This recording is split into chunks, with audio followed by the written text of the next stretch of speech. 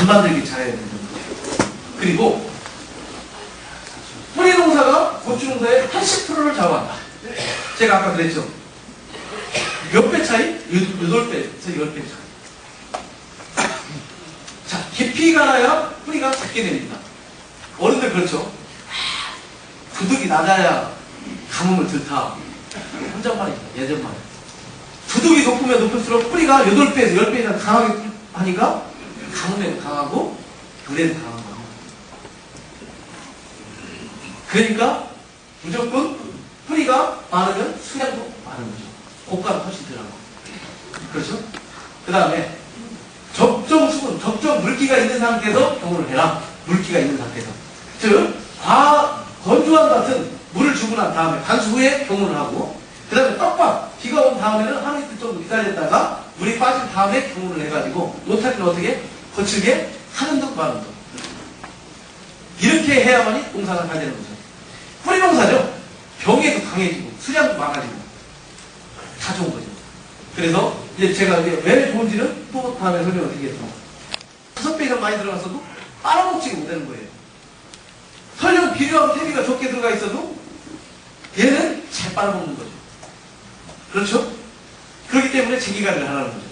병원에 먹죠. 그 다음에 퇴비와 비료가 잘 섞이게 노타리 작업을 거칠게 한 번만 하는 동안 이렇게 하고, 요즘은 저 밑에 지방에서 두 줄 재배를 하다가 다 네 줄 재배로 들어왔습니다. 왜? 우리나라가 열대성으로 변화하고 있기 때문에 온도가.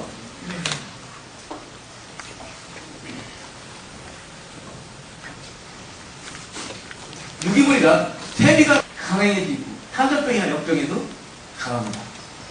근데 비료로만 농사지은 거는 일단 키가 큽니다. 그리고 가벼워요. 그리고 도농초나 찌글초가 많이 나옵니다. 똑같이 풋고추를 따먹어봐도 어느 집 거는 막 정말 아삭아삭하고 입에 다 먹죠. 이게 퇴비가 들어간 상태에서 두둑이 높게 형성이 되니까 유자분들을 잘 빨아먹으면 맛있습니다. 근데 막 풋고추 하나 먹어보면 음식점에 어떤 걸 막 이거 뭐 한 몇 번을 씹어도 그대로 있지 입에. 이게 비료로만 농사집니다. 산소 공급이 제대로 안 되고.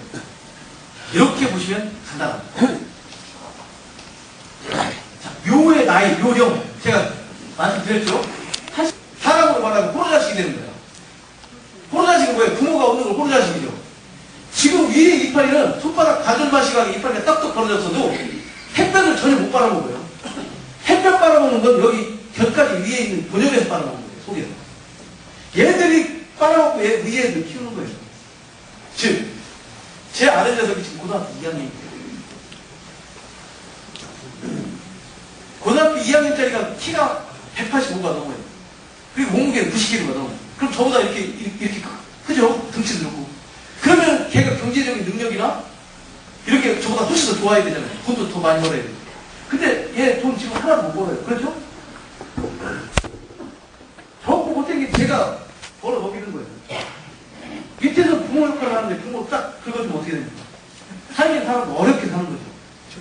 부모로서의 역할을 하는데 딱 긁어주면 초세가 안 좋아진다는 얘기죠. 그러니까 격가지만 따지는데 처음에는 격가지를 빨리 따지면 따질수록 체력이 약해진다. 처음에는 격가지를 따지는 게 아닙니다. 나오면 따지고 이거 아니야. 언제 따지느냐? 한번 보십시오. 이렇게 큰 튼실한 데가 격가지 빨리 따지면 빨리 따질수록 이렇게 됩니다. 느끼셨을 겁니다. 특히 흩어지면 더 이렇게 빼쩍하게. 그렇죠? 근데 이거를 조금은 때로는 얘가 고등학교 때 엇나가고 저기 있는 것이 이렇게 술 먹고 술이나 먹고 담배나 피우고 이 시기 따가지가 없어. 그래가지고 막 때려보십시오. 부모가. 더 엇나가. 야 너희 때 그럴 수 있어. 근데 그렇게 하지 말고 지금 조금 참았다가 나중에 아빠 술 치고 좀 내려. 그 다음에 나중에 얼마든지 할 수 있어요. 성인이 돼서 이렇게 다독거려줘요. 칭찬. 얘는 내버려 두십시오. 좀 나쁜 짓을 하더라도 격가지가 나오더라도 내버려 두고 언제까지?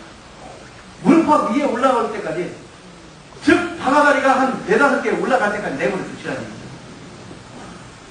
그때까지 하면 토세가 되게 좋아집니다. 10편을 해야 돼요. 근데 밑에 격가지 가서 삐죽하게 올라갑니다. 느끼셨을 겁니다. 그렇게 해서 언제 따지느냐? 첫 번째 방아다리, 두 번째 방아다리가 2개, 세 번째 방아다리가 4개입니다. 세 세 번째 방아다리까지, 두 번째 방아다리까지 따르는데 세 번째 방아다리까지 꽃과 가시를 4번 해주시고, 그러면 고추가 7개죠. 1개, 그 다음에 두 번째 방아다리 2개, 그 다음에 4개, 7개 중에 7개 4번에 두면 한 3개 정도 매달립니다. 많이 매달리면 4개. 요때에 매달리면 고추를 다 따주세요. 3번 방아다리 밑에. 왜? 이걸 따가지고 말려도 아버님들 아시죠? 절대 이건 상품성에 있는 고추가 될 수가 없어요. 이때 따줄 때에 그때 그것까지 같이 따주는 거예요. 콩을 보호해야 돼요. 그래야만 나중에 특히 애호박이나 여기 그 가지나 이런 거 심어보신 분들이 계실 겁니다. 처음에 첫 가지부터 그 과실을 당을 못했습니다. 정작 5개 달고 3개밖에 못 달아요. 처음에 애호박도 15가지 미만에 과실 다 따져보십시오. 위에서는 50%에서 더 달아요. 처음에는 몸을 보호해야 될 때이기 때문에 누구든 특히 욕심 없는 사람 없어요. 특히 어머님들은 눈에 넣어도 안 아까운 고추를 어떻게 따냅니까? 근데 그걸 따줘야 돼요. 따주고 그때 격까지 따주는데 날씨 흐린 날이나 비 오는 날 절대 따지지 마십시오. 날씨 흐린 날이나 비 오는 날은 왜? 거기에 바이러스도 역병도 모든 게 감염이 될 가능성이 상당히 있다. 날씨 맑을 때 따뜻할 때 오후에 한낮에 한 12시경에서 한 4-5시까지 요때 따주시는 거예요. 맑을 때. 그러면 이게 공급이 막히는 거죠. 햇볕에. 그러면 병원균도 감염이 안 되고 상당히 좋습니다. 그래서 격까지도 너무 일찍 따주면 사람도 그렇게 하니까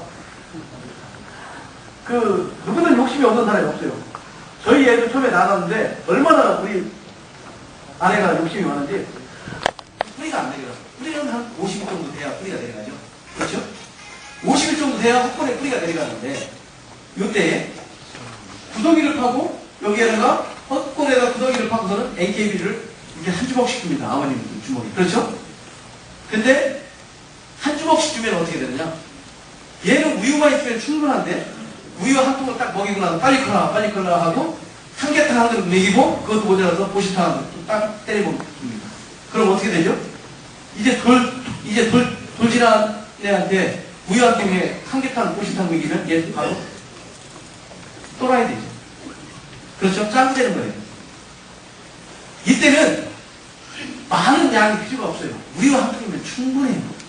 그래서 이 한 주먹 가지고 또 얼마나 부합스럽게 손이 큽니까? 한 주먹씩 50컵 손에 이러면 여기에 뿌리가 2달이고 3달이고 이 근처에 오질 않은 뿌리가. 그러니까 뿌리가 이만큼 뻗어야 되는데 이만큼밖에 안 뻗는 거예요. 앞쪽으로. 뿌리가 약해. 제가 뿌리 농사라고 그랬죠? 그렇죠? 비료는 많이 준다고 좋은 게 아니라 물이 있어요.